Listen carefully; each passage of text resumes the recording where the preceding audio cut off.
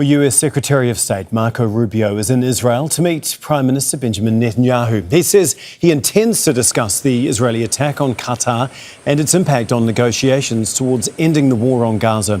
He may also discuss major European powers' plans to recognise Palestinian statehood at the UN General Assembly. Earlier, he posted on X saying his focus will be on securing the return of the hostages, finding ways to ensure humanitarian aid reaches civilians, and addressing the threat posed by Hamas.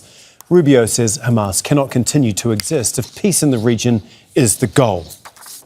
We're going to speak to Hamdah, Salhut, who is live for us in Amman. Now, she is there because the Israeli government has banned Al Jazeera from reporting from inside Israel, as well as the occupied West Bank. Hamdah, that attack on Hamas leaders in Doha is really what has forced Marco Rubio to head to Israel. He's got a tricky balancing act, though, because he's there given the US has condemned the attack, but also backed Israel going after Hamas leaders.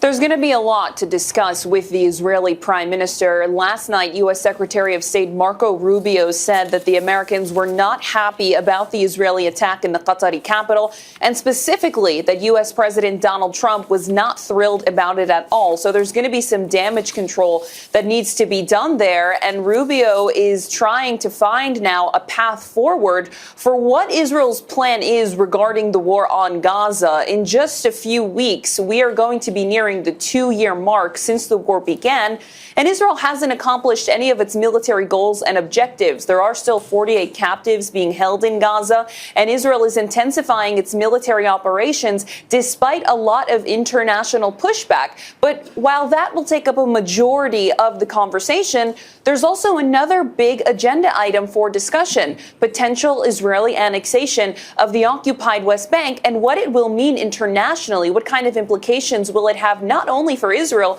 but for the Trump administration, who is reportedly not opposed to this? There are a lot of sources speaking behind the scenes saying that this will tarnish any sort of reputation that President Trump has with the Middle East, and that it could potentially put the Abraham Accords at risk. These are the agreements brokered by Donald Trump with several countries in the region to normalize with Israel. So there is a lot moving forward on the discussion table as to what the Americans are going to announce potentially after. Well, that we'll have to wait and see for. Yeah, indeed. And just following the Qatar attacks, has that actually increased the domestic pressure on Netanyahu at all?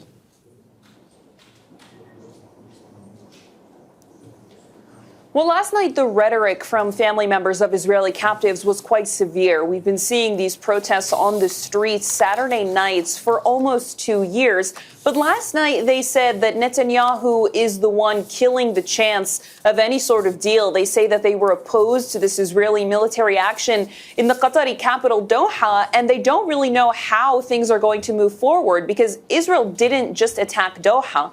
They attacked the very place where negotiations were being held, the very place where Israeli officials have gone to numerous times, over the last 2 years, and in the very country that's trying to mediate all of those efforts. So a lot of questions from those family members asking and demanding accountability from their government of how they're going to move forward, because as for any sort of ceasefire talks now, they're certainly at a stalemate.